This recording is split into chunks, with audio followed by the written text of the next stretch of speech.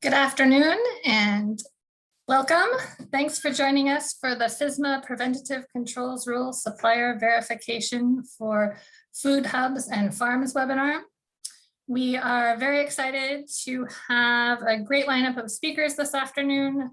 We have Fyrizal from Community Alliance of Family Farmers, also known as CAF, Rachel Armstrong from Farm Commons, and Aaron DiCaprio from the University of California, Davis. And we're going to go to the presentation shortly. I'm going to go through some quick housekeeping items first. And I just wanted to let you know we're going to turn the video off during the presentations, but we'll bring it back up for the question and answer sessions, just so you all know that there are faces behind the voices of the webinar. So with that, we'll move on to our introductions. So my name is Megan Donovan. I will be your host today. And behind the scenes, we have Larissa Hernandez, who's providing technical assistance. She'll be the one fielding the questions that you write in, and she might hop on as an alternative host if any technical issues should come up. The CCOF Foundation is pleased to partner with today's presenters to host this webinar. Guided by the wisdom of our farming roots, the CCOF Foundation unites the organic community to advance organic agriculture. We offer intentional education, financial support, and growth opportunities for organic professionals. We wanted to acknowledge that today's webinar is supported through a grant from the California Specialty Crops Small and Medium Scale Farm Food Safety Technical Assistance Program, made possible by the U.S. Department of Agriculture's Agricultural Marketing Service. Please note the contents of the webinar do not necessarily represent the official views of the USDA. Also note this webinar is not providing legal advice. If you're having difficulties connecting to the webinar, if you can't hear or can't see, please call our office for support at 831-423-2263. Press 0 for the operator and someone will help you connect to the webinar. And finally, a quick Zoom tutorial. I'm sure everybody is super savvy at this point, but just a quick review. To see the Zoom webinar controls, move your mouse over the image of the shared screen. If you're in full screen mode, and would prefer to view the webinar in a window, click on the View Options tab at the top of the shared screen and select Exit Full Screen Mode to exit the full screen. Throughout the webinar, we'll stop from time to time for questions and answers. To send questions or to communicate with our webinar staff, click on the Q&A icon at the bottom of the shared screen. The question and answer box will pop open. Write your questions and comments in the field at the bottom of the box and click send. If you would prefer to send your question anonymously, check the send anonymously box to the left.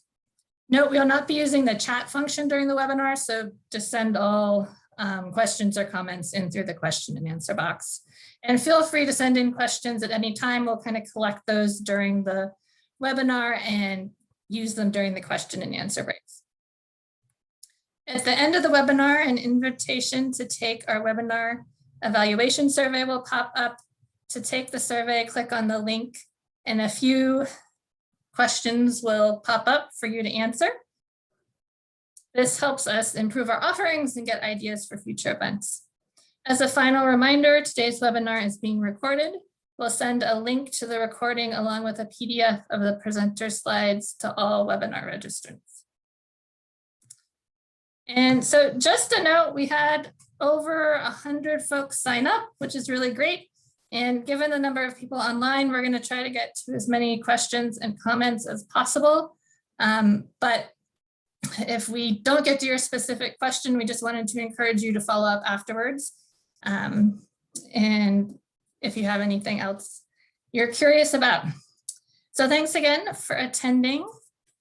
And if you want to write in and let us know kind of where you're calling in from today, as well as what crops you grow and handle, we'll loop back around to that information a little later in the presentation. but it's nice to know who's on the other side of the screen as well for the presenters. So with that, I'd like to introduce today's speakers. Haley Fyrizal serves as CAF's Farm Services Director. She provides food safety technical assistance to farmers as they further develop their practices to meet new requirements. Rachel Armstrong is the founder and executive director of Farm Commons. She's a leading authority on direct-to-consumer farm law and has led dozens of webinars and workshops for thousands of farmers nationwide and created the organization's innovative approach to farm law risk reduction. Erin DiCaprio is an assistant specialist in cooperative extension in the Department of Food Science and Technology at the University of California, Davis. Her area of expertise is in microbial food safety with an emphasis on foodborne viruses. So welcome, it's great to have all of you with us this afternoon. And our first presenter will be Kaylee, so I will hand things over to her. Thanks, Megan, for all those introductions. As she said, I'm the Farmer Services Director at CAF, or Community Alliance with Family Farmers. CAF is a statewide nonprofit organization that's been supporting small family farmers throughout California for over 40 years with various on-the-ground programs and services and policy advocacy in Sacramento and Washington, D.C. Some of the areas that we provide on-the-ground services and technical assistance include food safety. And today we just wanted to bring together this collaboration of Dr. DiCaprio and Rachel Armstrong to have to share this new resource that we've collaboratively created and help food hubs and buyers that are trying to figure out what FSMA requires from you for verifying your suppliers, or if you are required to even verify your suppliers at all. So we are looking forward to sharing this with you, and I'm going to turn it back over to Megan to do an audience poll so we can get a sense of the knowledge of folks coming into this. Yeah, so if you'd like to, let me launch the poll. And you just want to kind of let us know what FSMA preventative controls rule category that you think your farm or food hub or business falls under. So the items to choose from are fully exempt farm, partially exempt, qualified exempt farm, required to comply with modified requirements, required to comply with full requirements. I'm confused and I don't know yet, which is totally okay because that's what we're here for today.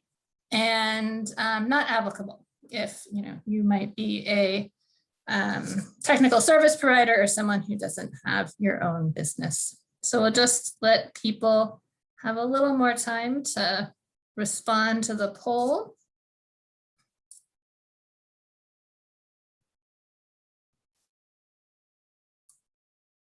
And I think we'll give folks another 5 seconds and then wrap it up.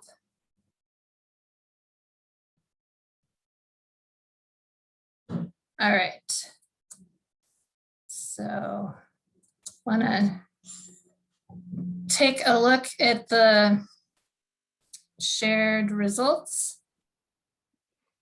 Thanks, Megan. Yeah, this is a great breakdown here that we've got some folks in every category, and we're going to basically start at the top so that if you're not sure if you might get the full exemption or the partial exemption because you're a qualified exempt farm, we're going to work through those details first, so then folks can have hopefully a pretty clear understanding of where your business falls, and then we're going to work as the presentation goes into going over what types of operations would need to be in full compliance and do the supplier verification program. So yeah, if you could close that, Megan, please. And so this is an overview of the presentation today. I'm going to talk for a few minutes here on providing a preventative controls or PC rule overview.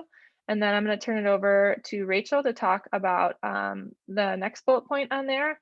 and walk us through the flow chart, which is part of this resource that is pictured here on the right-hand part of the slide, and is posted on the CAF website, and Megan will be for sure including that in the follow-up email to this presentation. So if you can't find the PDF link on the website, that will be emailed to you after the fact.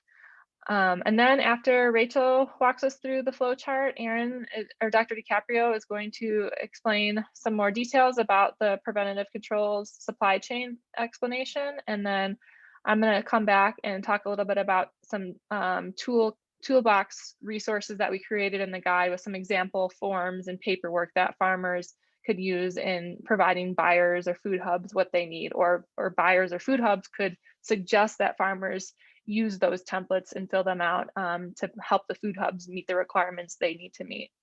So the goal of this webinar is to provide an overview of this new resource and hopefully clear up some of the questions folks may have out there, because this is definitely a very complicated topic. Thanks, Megan. So just to kind of set the stage, if folks are a little confused about kind of where we're at here. So in 2011, the Food Safety Modernization Act, or FSMA, was signed into law. And there's 7 main parts or rules of the law. And one of them is called the Current Good Manufacturing Practices, Hazard Analysis, and Risk-Based Preventative Controls for Human Food. And that is a big mouthful. So folks working in the space have since started referring to this part of the law as the PC rule, or the Preventative Controls Rule. And the PC rule is really focused on facilities, which are businesses that manufacture, pack, and/or hold human food. And it's of note that most food hubs would be classified as facilities unless the food hub would also meet the farm definition. And Rachel will get into more in-depth details about that. Thanks, Megan. So as we had in this poll just a minute ago, there's a number of different categories that your farm or food hub or business may fall under as in this part of the requirement of the PC rule.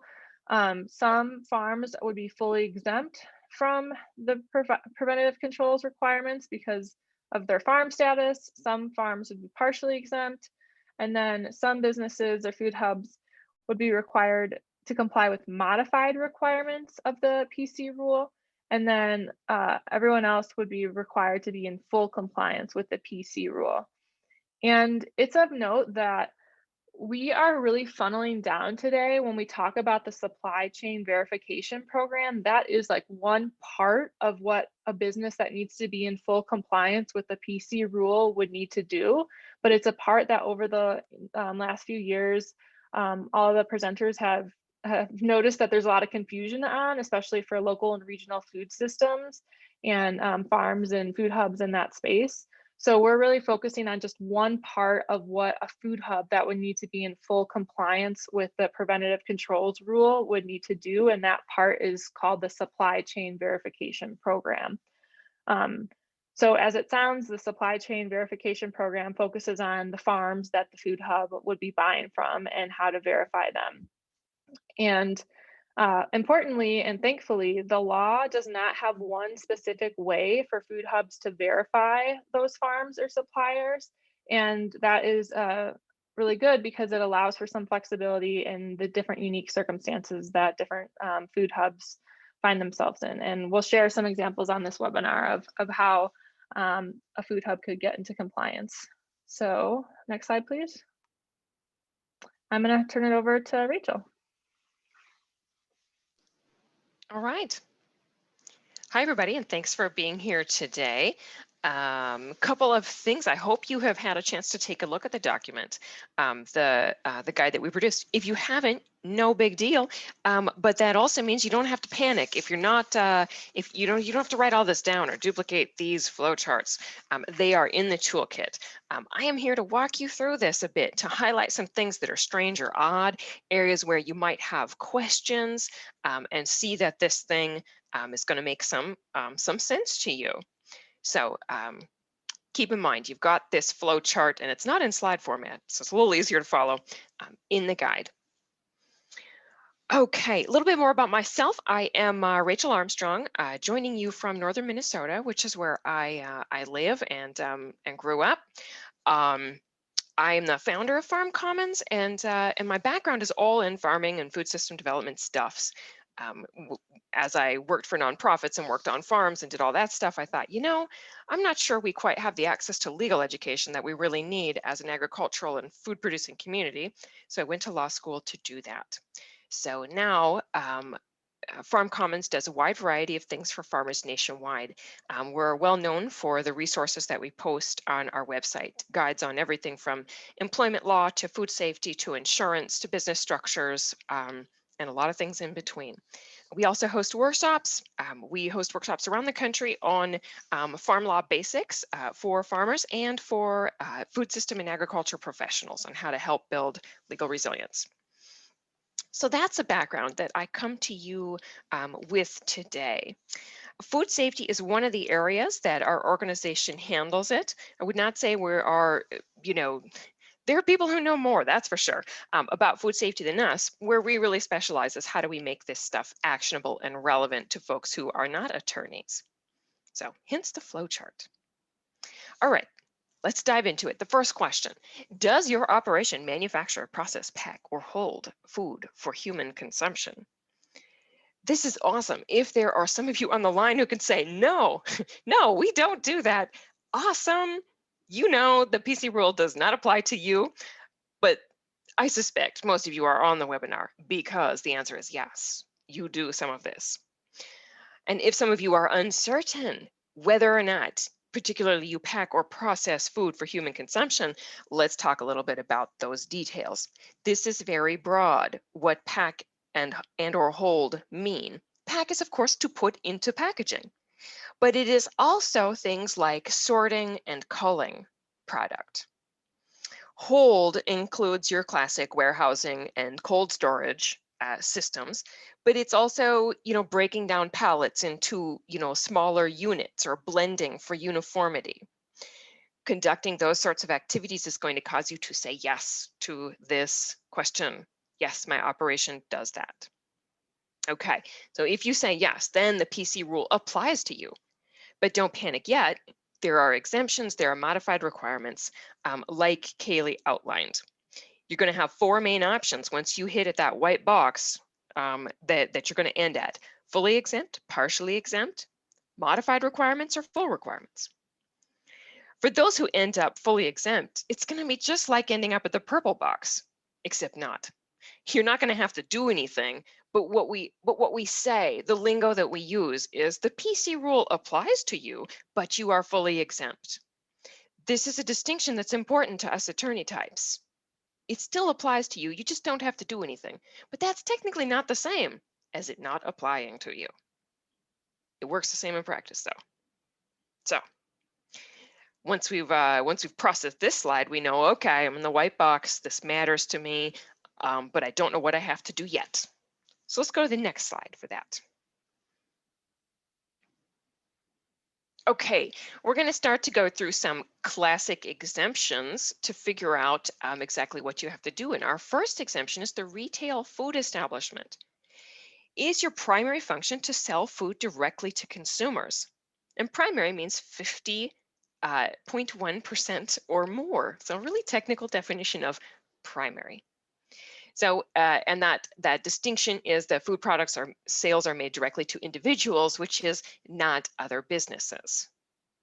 So that means, you know, what you think it means, and it also means roadside stands, farmers markets, CSAs, and those sorts of things. If your answer to this question is yes, then great, let's go to a purple box. You have a FSMA defined retail food establishment. You have a full exemption. So that means there's nothing that you have to do, just bear in mind this rule applies to you, you have a full exemption. Now, does that mean, you know, you can wash your hands of all food safety obligations? No, of course not. This is a very narrow webinar on a very specific PC rule supplier verification program. you know, for the most part, your retail food establishments are already going to be regulated at the state level. You know, these are grocery stores and things like that. And so they're regulated under state licensing, under food code, for other purposes. They're just not FSMA regulated in this very specific condition. Okay. But to those of you who say, well, this is not me, I don't sell food directly to consumers, I sell it to other businesses. All right, let us proceed for our food hubs, our wholesalers. Let's go to the next slide. We've got another question that'll bring us to an exemption. Are you a nonprofit food facility?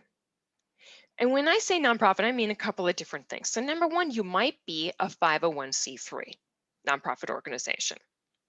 So if you're a 501c3, then that means that you have organized under your state laws as a nonprofit corporation, and then you've gone to the IRS and you've said, can I have 501c3 status? And they have approved that. That's one way to satisfy that initial clause. Are you a 501c3 nonprofit organization? Certainly, if you've gone to the IRS and received that, then you can say yes. But you might be saying, well, look, I'm not a 501c3, but I think I still might meet this. So let's hold on to that thought. Do you prepare or serve food directly to individuals? Examples might include food banks, soup kitchens, and nonprofit food delivery services. Maybe you're saying to yourself, well, but I'm a school and I serve food to children.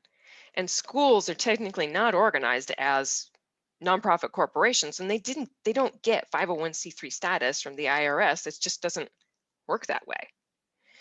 But yes, if that's your situation, you can still say yes to this question, because technically you only have to meet the criteria to be a 501c3 entity under the IRS's rules. So what does that mean? What does it mean to be to meet their criteria? And this is, you know, this is strictly in regards to the PC rule supplier verification element. You have to be organized exclusively for charitable, educational, or religious purposes. There may not be any private inurement. And if you'd see me, I'm holding up my finger quotes, because private inurement is this strange phrase that I only see used in reference to 501c3s. But it means no aspect of the operations can route money, assets, or property back to a specific individual. It needs to be for the public good, to put it another way, and no one is making money off of this thing.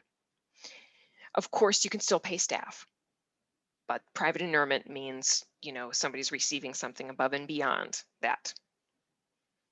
Number 3 out of our 4 criteria is there can't be any substantial lobbying. And number 4, no participation in political campaigns. So if we're thinking about our elementary school, they're going to meet that.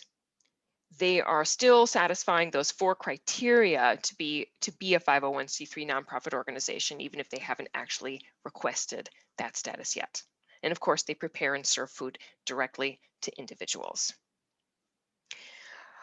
Another example that's not specifically detailed, like food banks and soup kitchens and food delivery services, is something like a gleaning entity. You might be organized as a 501c3 nonprofit for the purposes of gleaning. And then you give that food directly to individuals. If that's the case, we go to our green box. Yes, we satisfy this condition. And then you can say, you know, ding, ding, ding, you have a FSMA defined nonprofit food facility and a full exemption from the PC rule. So again, you don't have to do anything. Technically, this rule applies to you. It's just that you have a full exemption. Now, the thing to note is that your activities must stay within these limits. And that is a phrase that is repeated throughout the flow chart, and it's an important one. If you are a gleaning entity and you give that gleaned product directly to individuals, like through a farm stand or a home delivery program or something like that, but then you modify operations for whatever reason. Let's say that a large food bank comes to you and says, well, food bank is a bad example, but you start moving that food through more wholesale realms, and you're no longer in direct connection to individuals.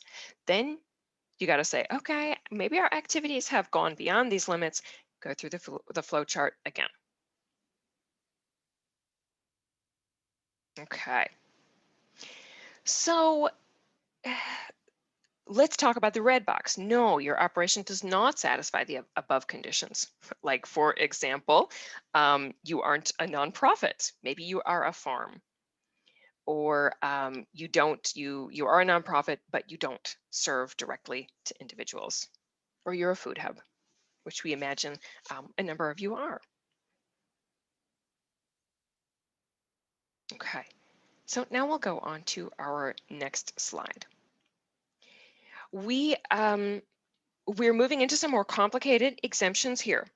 So just to review, we have covered the retail food establishment exemption.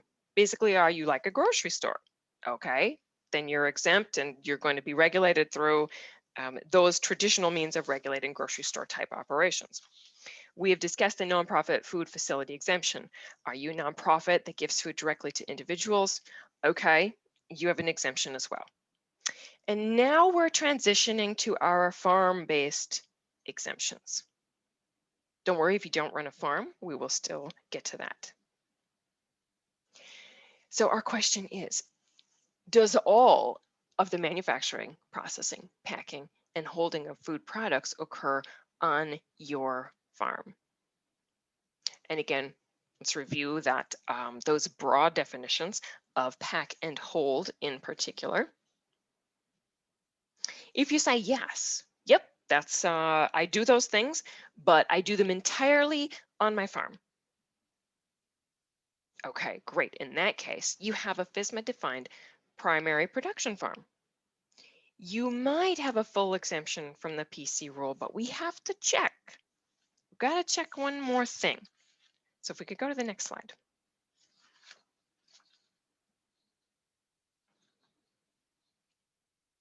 We have to ask ourselves, are your on-farm manufacturing, processing, packing, and holding activities limited to a selection of things that are considered low risk? So dehydrating foods, but not slicing them, and several other things. So are you engaging in this long list, but narrow definition of packing and holding a very limited processing activities? Are you packing and holding food from other farms and processing and manufacturing foods to be consumed solely on the farm?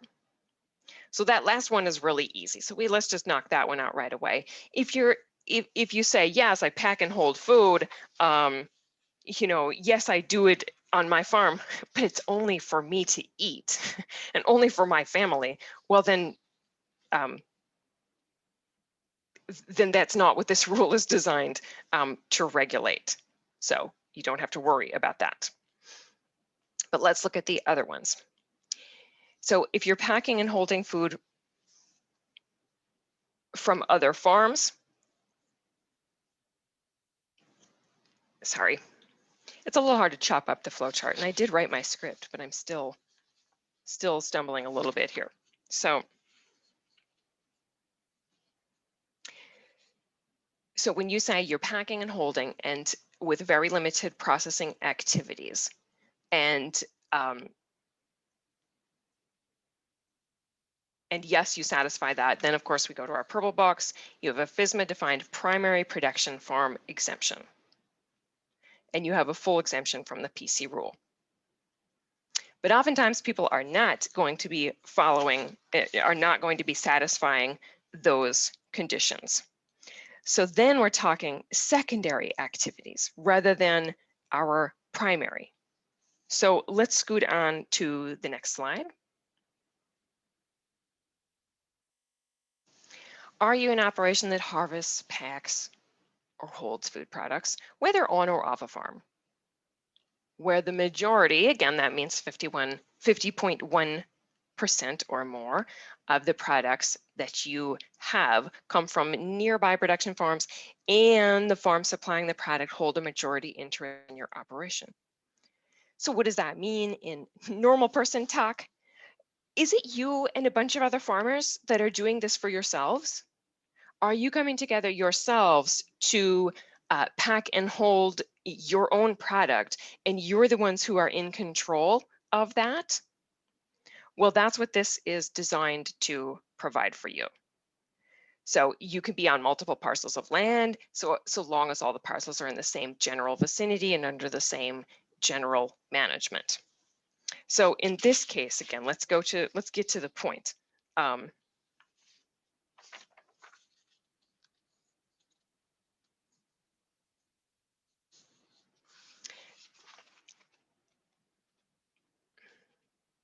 If we say yes to this, where we're co-owning the facility together, and we are moving our own product, we're going to follow our green box. And if I could go on to the next slide, I'm going to need to come back. We have to ask ourselves again, are you manufacturing, processing, packing, and holding activities limited to the following? If this is your own farm, you will have already asked this question. You will have already said yes. So it's going to be easy to ask it again. Yes, my operation satisfies the above condition, and now we get to purple. You have a secondary activities farm with a full exemption, so long as you stay within these limits. But why is this box repeated? It's repeated here because you might have gotten here because you are the farmer who is sending your product to someone else's farm. Now you're sending it to your pal's farm with whom you own a business together, and all you're doing is packing or holding your own products. And so that's why we have to ask you this question again, because everyone who is participating in that collaborative farm hub, where they're all coming together and moving their product together, are going to have to satisfy these conditions. Then that entity collectively has the secondary activities farm exemption from the PC rule, as long as they're staying within those limits. If someone, moves a distance away and still wants to participate in that entity, in that food hub where they're distributing each other's product, well, that's a problem if they have moved a long distance away. So, and if they decide to take on, a farm's product that doesn't have an ownership share, then again, we're going to have another problem. So we do have to make sure our activities stay within those limits. But to back up one slide, some folks are going to end up saying, no, I'm not satisfying the above conditions. So maybe this is 5 farms products coming together, but only 2 of them have an ownership stake. So 2 people, hold all the interest, all the ownership interest, but 5 farms are contributing. Well, then they're going to have to say no, they're not meeting these requirements. So what happens in that instance? Let's go back to our other slide. In that case, we go right down to the white box at the bottom. If you've gotten here, you're going to have to comply with all or part of the PC rule. So we have run through all of our exceptions. You didn't qualify for any of them. Not the secondary activities, not the farm, the other farm exemption, not the nonprofit, and not the retail food establishment. These are the folks that are designed, that are supposed to be, regulated, that are going to have to modify their behavior in some way, satisfy some conditions for the supplier verification rule. So just to review, we're going to have arrived here at this white box where you're going to have to comply with all or part of the PC rule, because we're a farm, but we take in other farmers' products. We're a farm, but we are doing things that are considered more hazardous. All kinds of things could be going on that have gotten us to this point. Is now when we panic, is now when we say, oh my goodness, now I have to comply with these burdensome rules. Not quite yet, not quite yet. So what we're looking at here is we're looking at qualified exempt or partially exempt. these are not very distinct phrases. So let's talk partial exempt. If you have a partial exemption, all you need to do is register with FDA and keep sales records. So still not incredibly burdensome. If you're qualified exempt, well then you have to register, you have to keep sales records, and you need to submit some attestations. So that should give you a sense of, how bad is it that you've gotten to this white box and you're going to have to comply with all or part of the PC rule. It may not be that bad. We're going to work through our qualified facility exemptions and partial exemptions. You're probably thoroughly lost right now. I know I lost myself along this path, but I do think this will still be useful and acquaint you with how this flow chart works and give you the big picture of where you're going to be headed. But I do rest assured you're gonna have to paw through the pages in the guide itself. All right, next page, next slide. Partial exemption. Just so we can see a little farther down the road, where are we going with this partial exemption? We're going with the obligation to register with FDA and keep sales records. Are those your obligations? We have to ask ourselves. Is all the human food you manufacture, process, pack, or hold done on the farm and using low-risk processing activities? Again, we got to consult a big old list in the activities or in the appendix to see if we are meeting that. And are we a small business? So 2 aspects to this. Are we doing stuff on the farm that's low risk, and are we a small business? The green box, you follow, yes, my operation satisfies those conditions. No need to go to the next slide just yet. Awesome, you're a FSMA defined farm-mixed type facility. This one really annoys me. I think that that's just a terrible phrase, farm-mixed type facility, but hey, that's what they called it. In that case, you register with FDA, you keep your sales records to support your exemption. Remember, you have this exemption in part based on your qualification as a small business. Fewer than 500 full-time equivalent employees or grossing less than 1 million in average annual sales of all human food. Based on an average of the 3 preceding years' sales as adjusted for inflation, because it always has to get more complicated. So if FDA shows up on your farm, you're going to have to be able to present evidence that you gross less than 1 million in average annual sales of all human food. Sometimes the challenge can be making sure that your accounting systems can render that quickly and that it is split between human food, or if you produce pet food or other things like that, that is quickly and easily pulled out so that you can so that you're meeting your obligations to keep those sales records to support your exemption.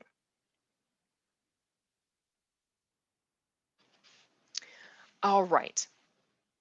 But let's say you are not the farm mixed type facility and you're answering no. Nope, I don't satisfy these conditions. Maybe you make too much money. Maybe what you're doing is not considered the low risk processing activities. In that case, we have another question to ask ourselves. So next slide here. Is that thing you produce juice? Is it seafood? Is it an alcoholic beverage? Or are you a facility that packs and holds only human foods that are not fruits and vegetables? Like, are you a grain elevator? Or maybe, other stuff. When you answer yes to that, you get to the same conclusion as the farm mixed type facility. Okay, register with FDA, keep your sales records, but pay attention to all other laws that might apply to you. And you might know what that means. I mean, if you're producing juice, you're regulated. You know that the state has an interest in how you're producing that juice, and there are other laws that apply. It's just that the PC rule supplier verification aspect of that doesn't apply. Okay, but now you're thinking, well, no, it's not juice, seafood, dietary supplements, or alcoholic beverages that I'm thinking about.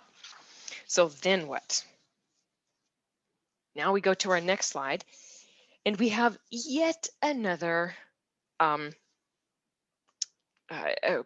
qualification here to discuss. Maybe you're going to be eligible for the modified requirements for very small businesses. This is the one where we're gonna poke our head up out of this flow chart and we're gonna look down the road. Where are we going? We're going for the qualified exemption where you have to register with FDA, you have to keep those sales records, and you have to submit some attestations for your eligibility here for these modified requirements. Here we ask ourselves, well, do you gross less than 1 million per year in average annual sales of all human foods? Looking back over 3 years. So this is very similar to the question we just asked ourselves, but minus that stuff about, juice and seafood and grain elevators. If you say, no, nope, I'm bigger than that. Whew, we have arrived. You have arrived at the full requirements. All right, you're too big. What you're doing is, not low risk. You're not a farm. All the dominoes have fallen and you're left standing. And hey, here we go. Now you have to register with FDA and develop your full HARP-C plans, including establishing a supply chain program. And of course, follow those other rules that apply to you. But let's say you're saying no, nope. We're, we are of this, I'm sorry, let's say we're saying yes. Yes, we're of this smaller size. We are not that big of a business. Well, then what? Next slide. You're a FSMA defined very small business. A very small business is considered a qualified facility and can follow modified requirements. So like I said, register with FDA, keep your sales records. Comply with the other parts of this law and submit your certified statements or attestations that you do qualify for this exemption, and that you're complying with the relevant laws. So what a ride that is, right? I promise you, the flowcharts make some sense when you have a little time to reflect and also when you're just sitting there to determine them for your own business. It can definitely be challenging when you're trying to sort out all the contingencies that every business will have to go through. But don't worry, that's probably not you. You probably just have to figure it out for your own food hub or your own program. So I trust that they will make a little bit more sense there. Don't use the flowchart alone. Go to the appendix. Make sure that you are reading through those lists of low risk activities, pack, hold, all that good stuff. And I'm done.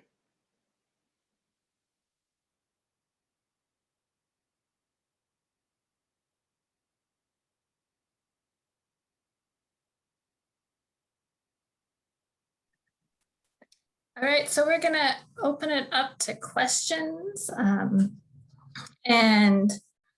But while we're waiting for people to write their questions in, we're also gonna run another poll now that we've kind of walked through the flow chart to see if you have a better sense of where your operation falls in terms of the PC rule. So let me just go ahead and launch the poll.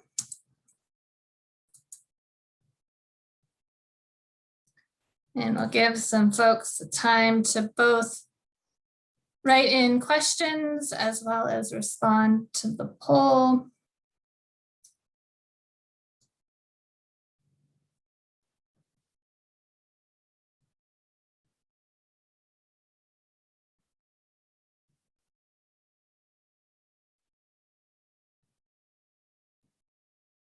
And we'll give folks just a few more seconds to respond.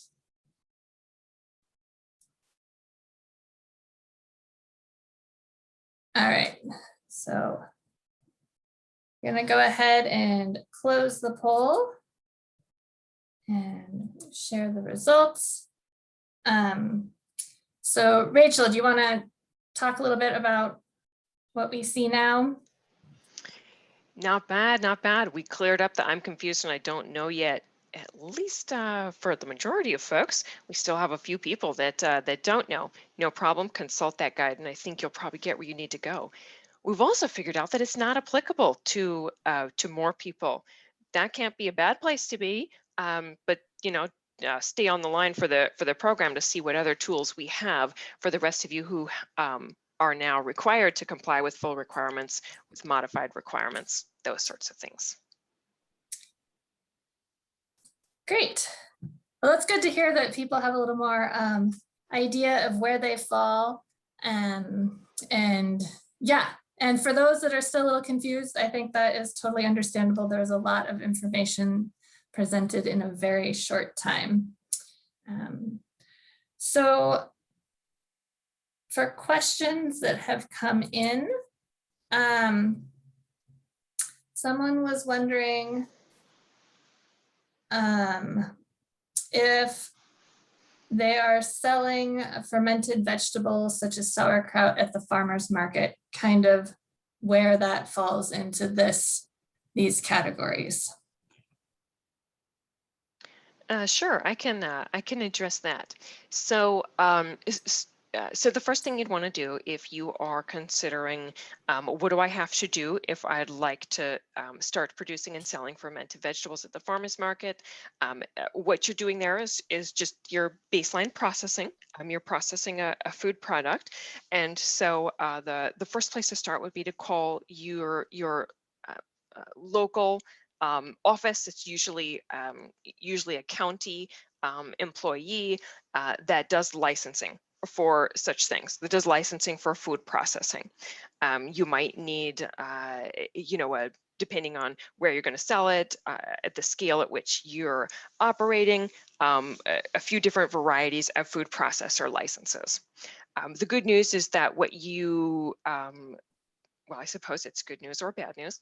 The flowchart that we just went through today is not that relevant to what you are talking about. That's a different avenue that you are going to follow. And the good news is it's going to be a local one. So, so start at your county level and ask about how to go through the process of getting the license to produce and sell your fermented vegetables. Baseline is that you'll have to do it in a licensed kitchen facility. Great, thank you. And I just realized we said we were going to turn on our videos during the question and answer session. So we'll go ahead and do that again. So we had another question that came in that said, we are a farmer-owned food hub, but we also buy from farmers that do not own the business. Where does this leave us? Also, we hold and pack at a non-farm location. Sure, definitely going to have to work through the flow chart to verify each element. Some of the things you're going to have to pay attention to is that majority ownership. That's going to be important. It's not as if you can't purchase from farms that are not owners, but it has to achieve a majority level. So if you're purchasing more than half of the products or moving more than half of their product from people who are not owners, then that's going to affect your obligations. If it's not on anyone's farm who is part of the ownership structure, that's also going to affect your obligations. If it's happening on someone's farm, then you're going to come out differently in the flow chart. So the person who asked the question is focusing on the right things. They know that that is important. So definitely move through the flow chart, do an analysis of what's the aggregate ownership of the people whose product it is. Does that make sense? You know, what's the total ownership by the people who? No, I keep saying it wrong. You just can't have more than 50% of non-owners' products. Yeah, exactly, Rachel. If you have more than 50% of a non-owner's product it's flowing through, then you wouldn't get that exemption. Great, thanks. So one last call for questions, and then we will move on. And Rachel, I wanted to check in. There were a couple other slides before the question and answer session. Did you want to review those while we're waiting for additional questions to come in? That sounds great. Yeah, Okay. Move back 2 slides. Should be a recap here. So full exemptions. You don't manufacture, process, pack, or hold food. So we get the knockout really early on in the flow chart. Number two, you're a retail food establishment. So you're like a grocery store and you're regulated by state food code at the county level. Instead, you're a nonprofit and you bring that food directly to individuals, or you're a primary production farm or your secondary activities farm. So that gives you the full exemption. This rule still applies to you, but fully exempt. So next slide. Partial exemption. This means register with FDA, keep sales records, and perhaps submit those attestations. All of the processing, packing, and holding is done on a farm. On farm, that's someone's farm who is also part of the ownership structure of at least 50%. Only low risk activities are done, and you're small, defined either by your number of employees or your gross sales volume. So there you go, a summary of what this flow chart means in the end. Great, thank you. And I should say, everybody else, you have to comply. So. Great, good to know. So we did have a question come in wondering what is meant by attestation records from growers, and can you provide some examples? Why, yes, we can, and that is the rest of the presentation. All right, so I think that's a good segue. Actually, there's one more question I think that might be interesting before we move on. Is someone was wondering why ownership is a factor in kind of going through and figuring out who needs to comply and who doesn't. Why ownership is a factor? I don't know. Kaylee or Aaron? I don't. My suspicion, just might be that in terms of liability, having, most of the produce that is, that greater than 50% being supplied by the owner, some FDA calculation, speculation that might impact liability risk, but I do not know exactly why that was built into the criteria. Great, thank you. And then one more quick follow-up from the previous question talking about the farmer-owned food hub. Is the 50% volume in bunches or pounds, or is it in sales in dollars? Sales. Sure. Sorry. Go ahead, Rachel. The good news there is that you have some examples in the toolkit that will really help you get a better understanding of that. The short answer is neither. Ownership of a business, the 50% is relative to ownership of the business, and that's determined. You have to know that for your taxes, but that's normally determined by, what does your operating agreement or your bylaws say is your ownership? What do your books say is your ownership level? Based on how much have you invested in the business? What did you contribute to it in terms of assets and those sorts of things? So it's percent ownership of the business, where that 50% was relative. You have anything to follow up there, Aaron? Did I hit that right? If I can unmute myself. Yeah, I think the piece that Rachel presented is by far, I think, the most difficult piece of the puzzle, right? Just figuring out kind of where you fall out in terms of all of these regulations.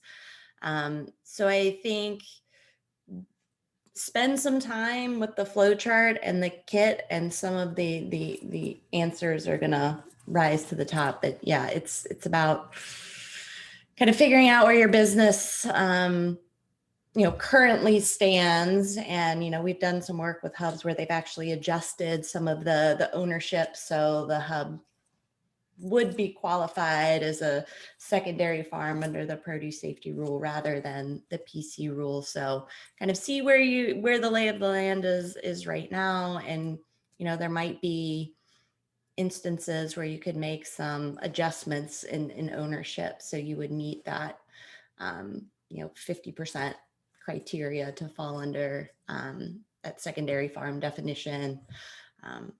So yeah.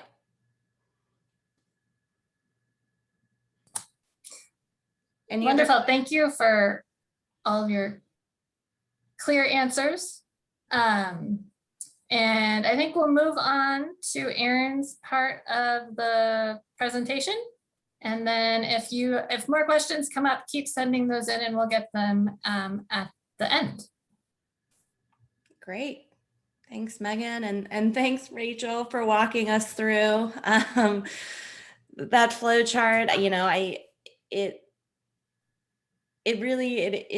can be overwhelming to kind of tease this out of the regulation. So I think, you know, having this flow chart kind of, you know, as the starting point when you're trying to figure out where your food hub or your farm might fall under these different FSMA regulations will be a really great tool to have in your pocket. So I'm Erin DiCaprio. I'm a cooperative extension specialist in community food safety and microbial food safety with UC A&R, and I'm based at UC Davis in the Food Science and Technology Department.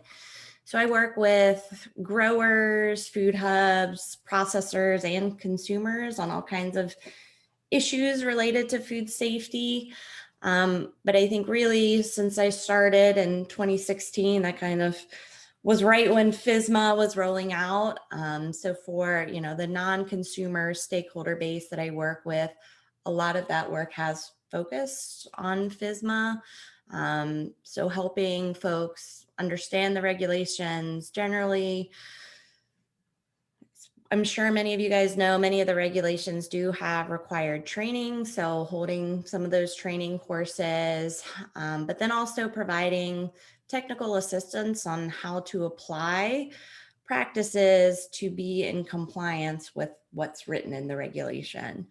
So actually in 2018, along with some collaborators from the UC Sustainable Agriculture Research and Education Program, UC SAREP, some of you might be familiar with that group. We received a grant from the USDA's Food Safety Outreach Program to provide FSMA training and technical assistance to food hubs here in California. So, you know, it's kind of a unique business model that I don't think necessarily was heavily considered when the produce safety rule or the preventive controls rule were being written. So in that project, a majority of the collaborating food hubs that we worked with had businesses that did not meet the farm definition, but actually fell under the preventive controls rule. So if you've read anything about the preventive controls rule, you probably know that it, you know, it's geared towards food processors. So, you know, food hubs have a very different operation compared to somebody that's mass manufacturing potato chips or jams, whatever it might be.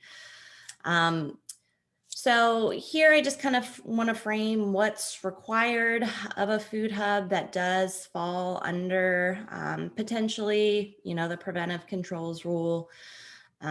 So at a minimum, if your facility is, you know, meeting the criteria based on going through that flow chart to be under the preventive controls rule, you know, at a minimum and kind of across the board, you'll be required to register with FDA as a food facility.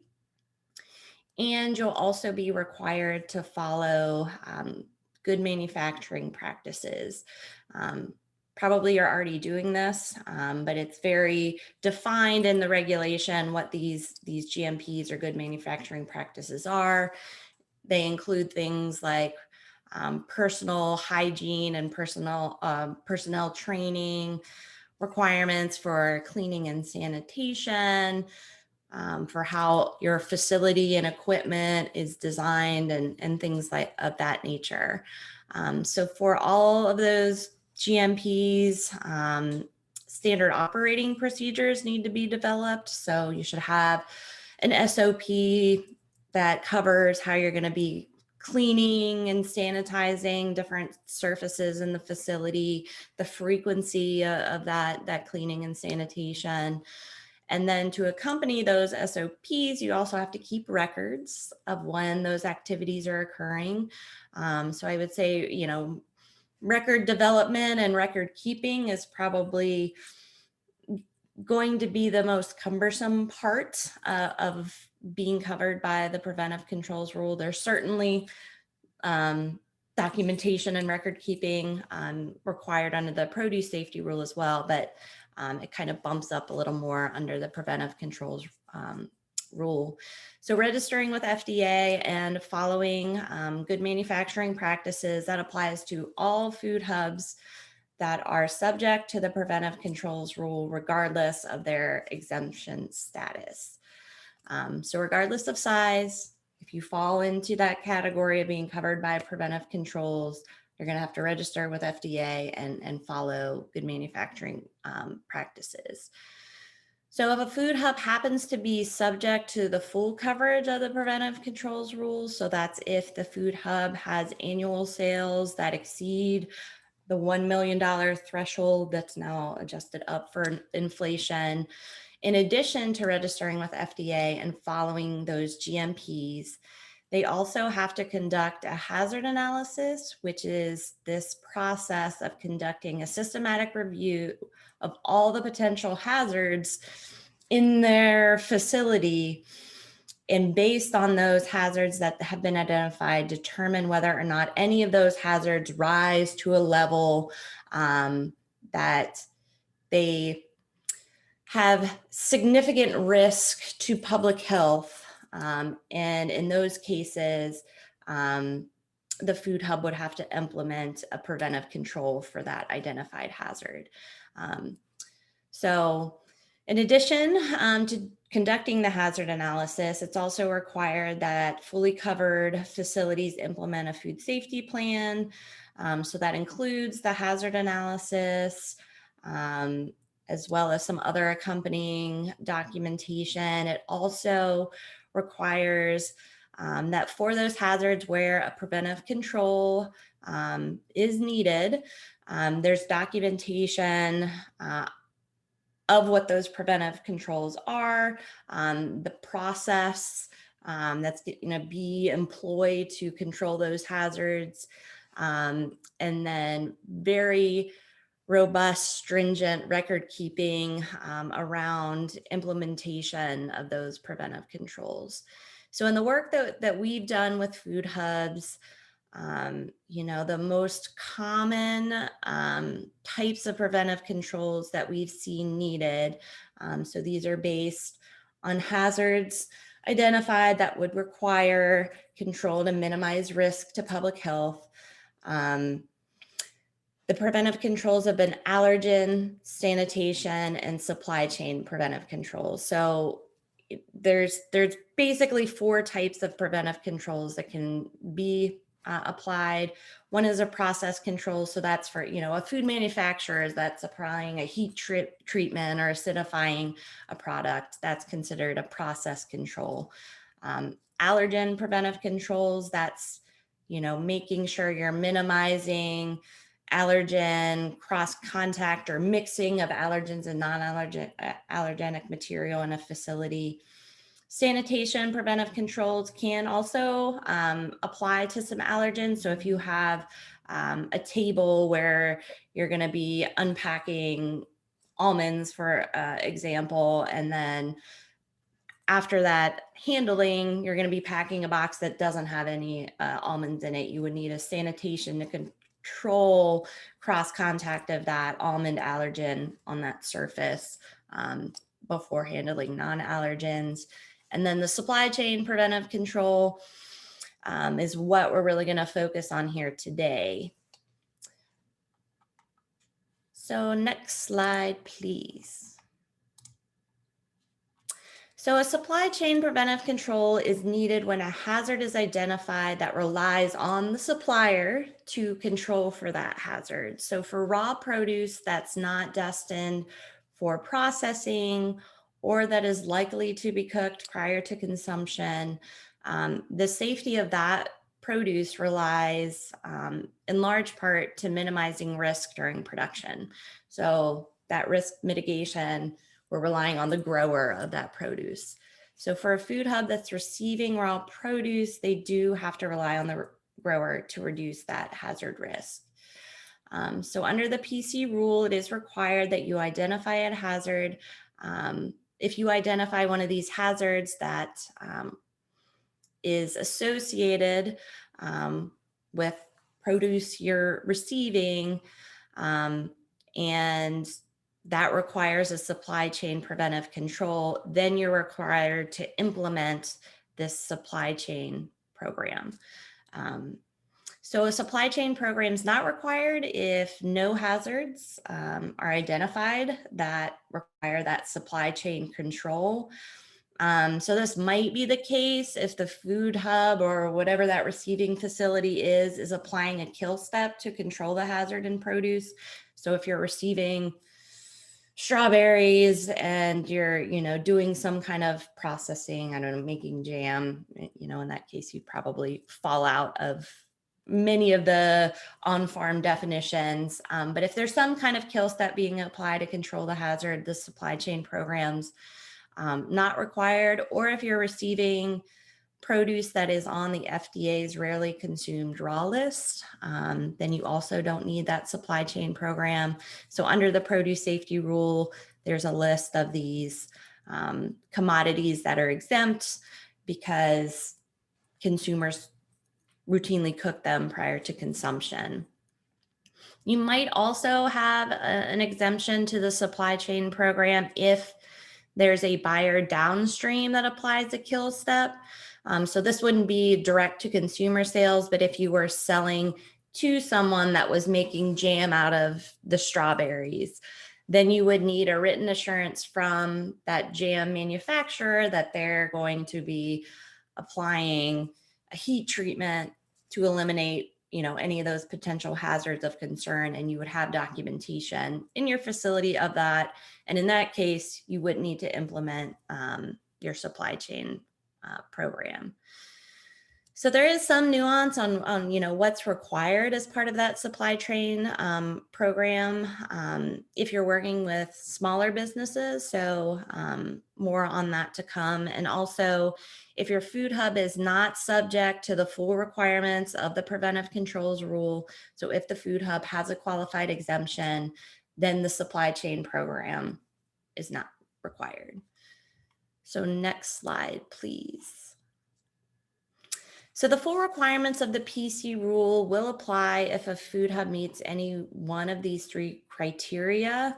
And again, those full requirements mean you're registering with FDA, you're following GMPs, you're going to have to conduct a hazard analysis, develop a food safety plan, and implement preventive controls for any hazards identified. So the first two listed here, I don't think will apply to most food hubs. So if you have more than 500 people working in the food hub, then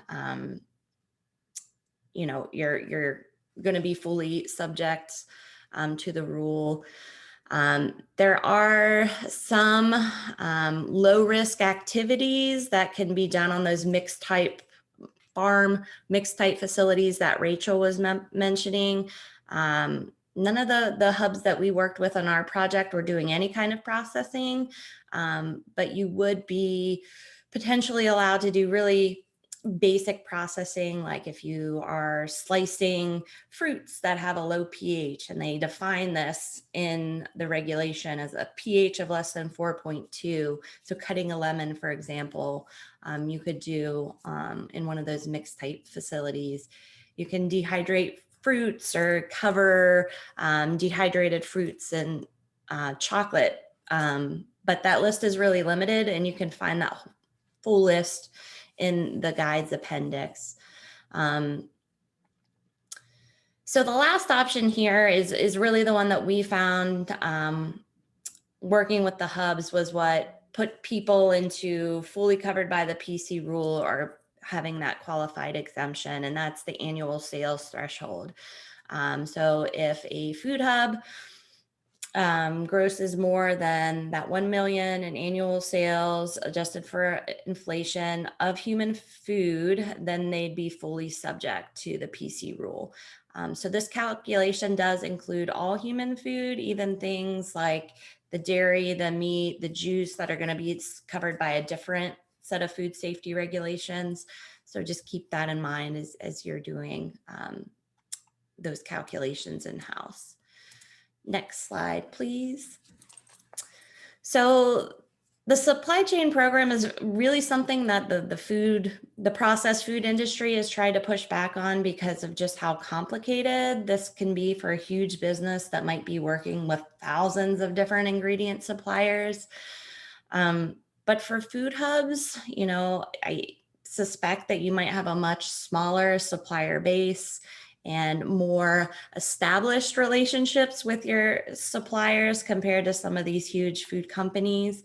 So hopefully this piece really isn't going to be too cumbersome. And, you know, our goal with this guide was, you know, to help to ease some of that burden and give you some, you know, template documents that you can use to work with your growers.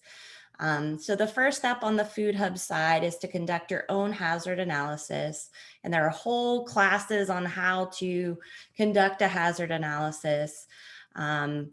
So the project with SERP, we're actually working on developing some of these model food safety plans and hazard analyses for food hubs. So keep an eye out for those later on in this year. But really, I think for food hubs, you're likely going to need a supply chain preventive control for almost everything that you receive, because it's unlikely that you're going to be applying any kind of kill step or that you're going to be supplying to someone applying a kill step.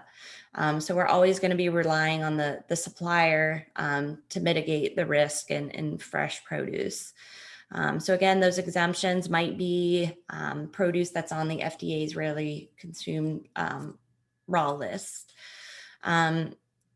So then once you've done that hazard analysis piece, then for each one of your suppliers, it's going to be important for you to determine if they're going to be fully covered or have exemptions to the produce safety rule if they're supplying you with produce, or the preventive controls rule if they're, you're buying something like jam or baked goods.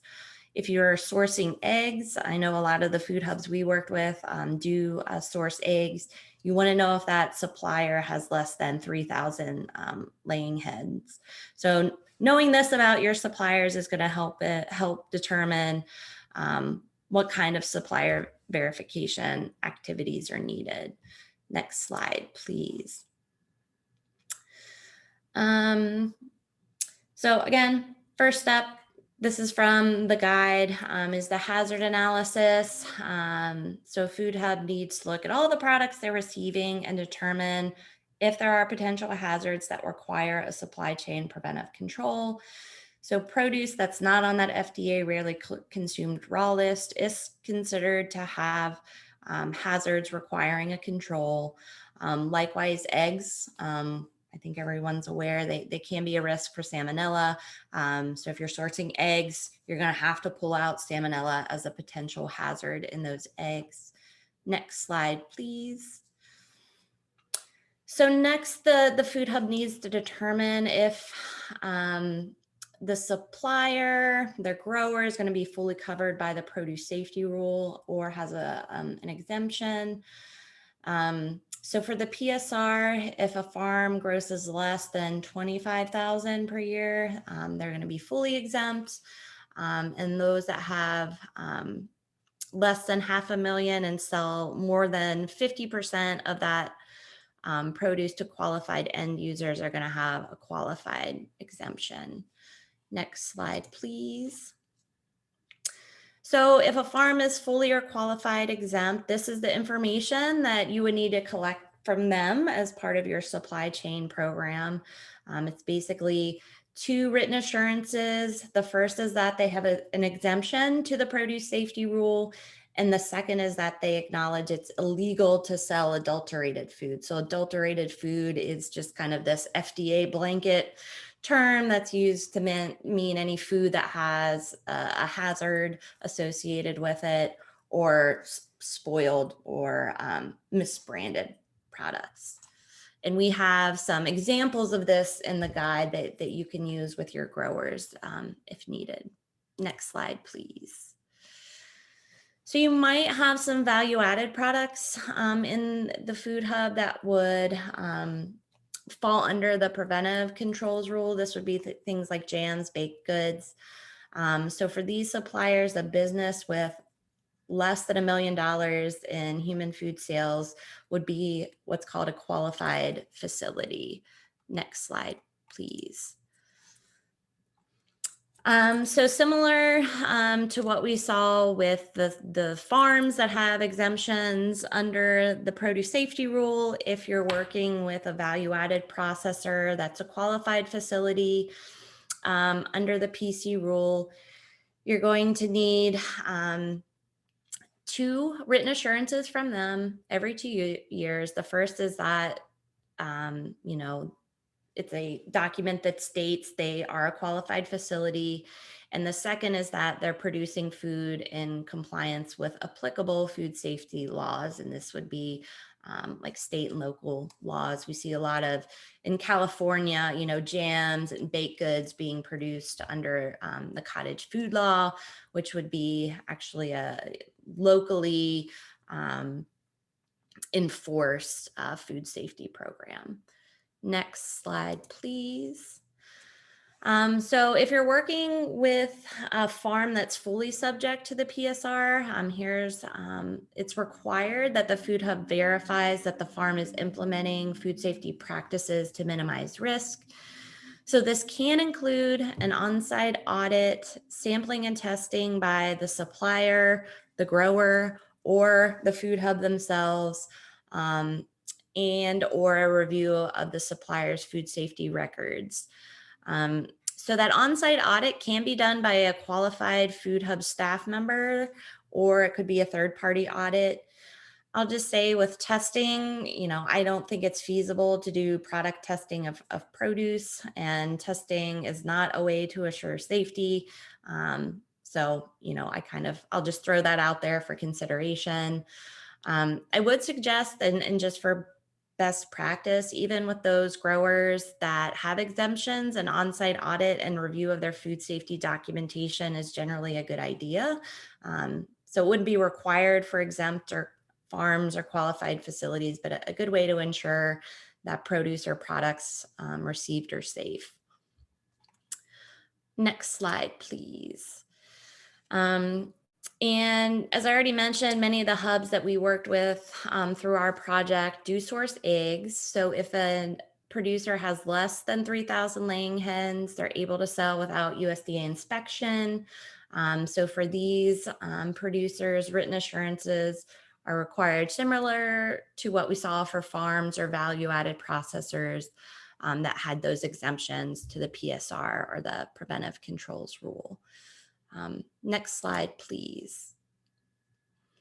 So if a producer has, you know, greater than 3,000 laying hens, then a supply chain program and verification is required. So this is, again, similar kind of language and activities compared to what we saw for growers and processors.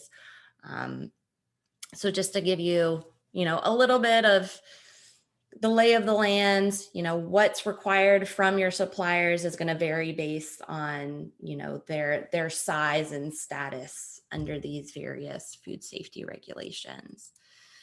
So with that, I think we can go to the next slide, and I'll turn it over to Kaylee.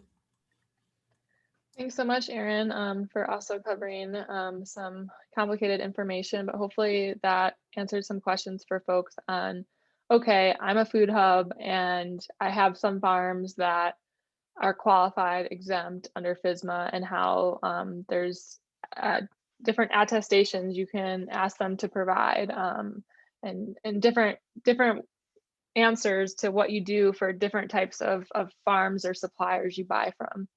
In the interest of time, if we go to the next slide, please, Megan. I just wanted to point out a few resources that are in this toolkit.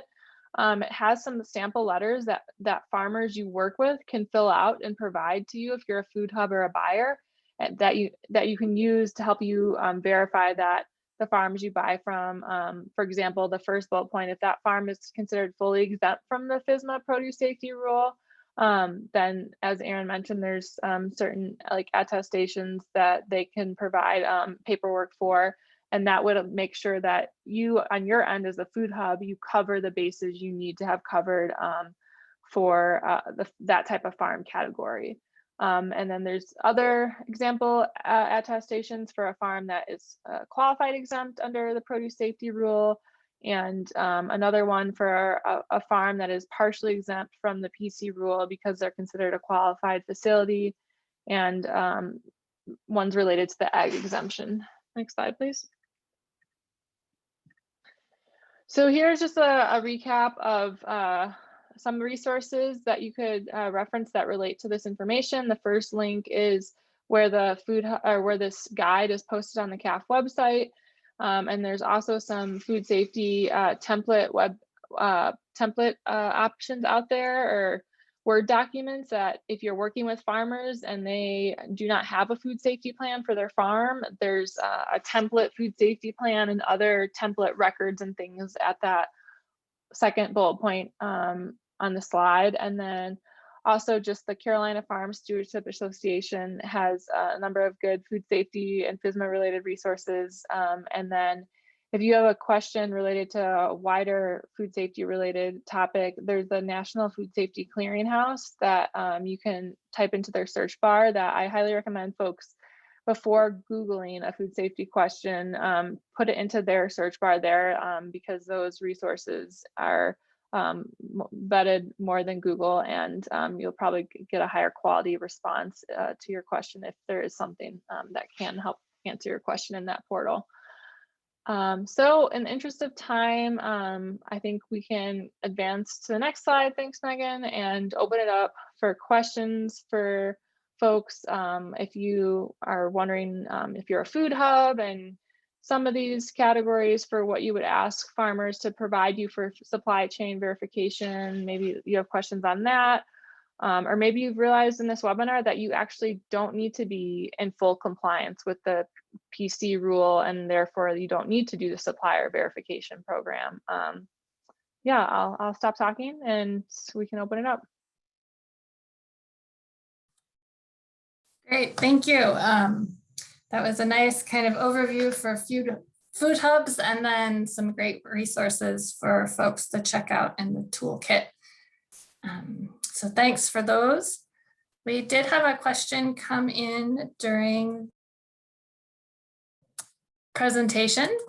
And so someone was wondering if they have a sense of what it costs to meet the FSMA requirements for food hubs, acknowledging that, you know, food hubs may need to meet different requirements, but just sort of a general cost.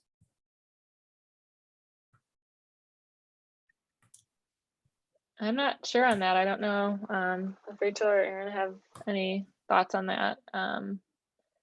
The like filing with FDA, I believe that's a free process, like the multiple, you know, every other year filing. But obviously the biggest cost I see in this is just the learning curve of staff needing to learn what this all means for them, and the time that goes into it by staff and internally, and then like you're doing now, reaching out or listening to extra learning opportunities to help try and understand it.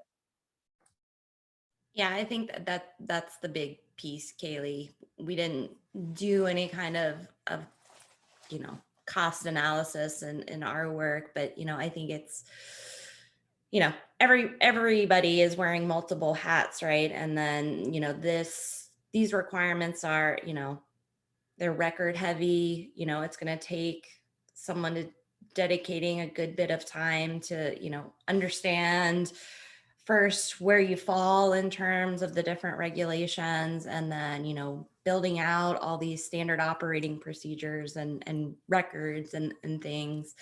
And, you know, when we started, you know, doing, you know, more of the interfacing with food hubs, you know, it really came out that, you know, developing some of these standard operating procedures and the records, and it's required that you have a recall plan if you know, fall under the full requirements of the PC rule. So, you know, we've been working to develop some template SOPs and records, as well as, you know, examples of kind of what a whole food safety plan might look like for a food hub, depending, you know, what they're receiving, if it's just, you know, all produce with no allergen concerns, or if they're receiving, you know, vegetables and tree nuts and milk and eggs, kind of, you know, what that plan could look like. And, you know, I think hopefully, you know,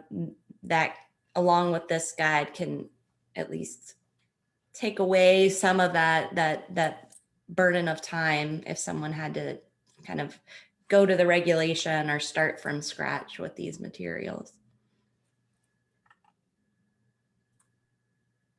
Great, thank you. And we also had another question,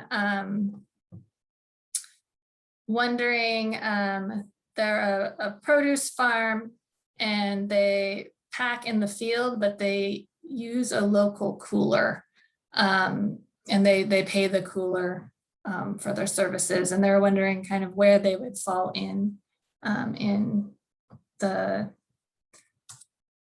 preventative controls rule.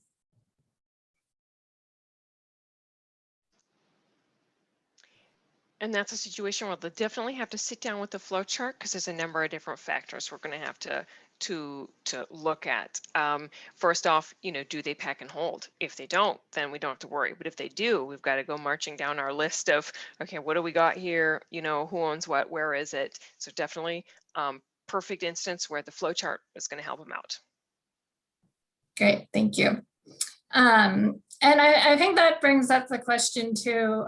This is, you know, I think having everybody sit down and look through the flow chart, but if they get to a point where they're a little confused or they have some, you know, questions that they wanted to clarify, what are some good resources for folks, both here in California and nationwide, to help them kind of understand all of this?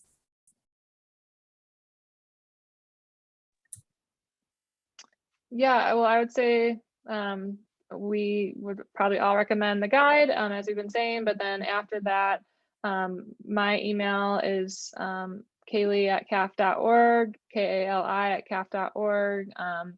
And I think I'll let the others speak if they have any recommendations. There's that clearinghouse I mentioned, local extension folks.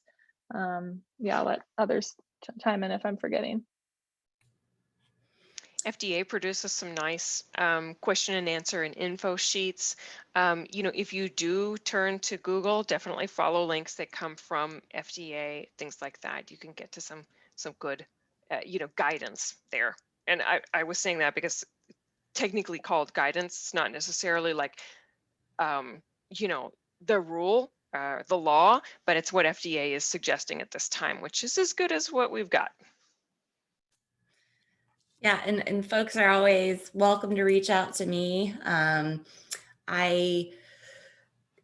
We have a website. It's ucfoodsafety.ucdavis.edu that has all kinds of food safety information for growers, for processors, but you can also find my email contact information there. So, you know, if there are more kind of specific nuanced questions, then we can really get, because, you know, as Rachel keeps reiterating, you know, we need a lot of detail before we can make a determination, you know, where you might fall and how, you know, this is going to impact your operation. So, you know, if you need some additional support, yeah, you're welcome to reach out to me anytime.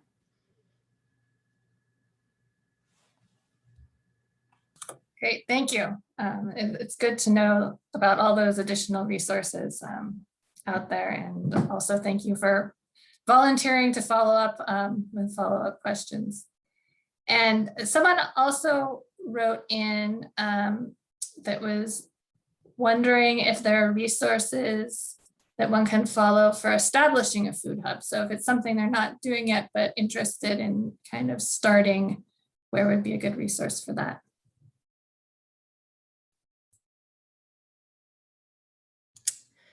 So I think that group at UC Syrup would be a good contact. You know, I haven't looked at their website in a while, but that was kind of how they pulled me in. They were kind of creating a network of food hubs in California to share best practices for establishing food hubs. And so I think they have some resources that, you know, aside from the food safety aspect, that would be beneficial if you're thinking about, you know, establishing a new hub. I think there's also some national networks that I'm blanking on and should know, but I think start with UC Syrup, and you know, I think if I remember anything, maybe I can have Megan include that in the follow-up email that has the recording.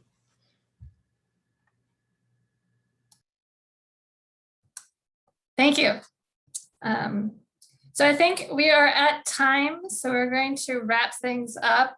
So thank you to everyone for joining us today. I know you all have many things going on, so we really appreciate your time and also all the work you put into the flow chart to really make it a step-by-step process to go through a very, very complex rule for folks that the rule isn't quite, you know, 100% intended for. So there's lots of nuances there that you have to kind of think through. So thank you very much.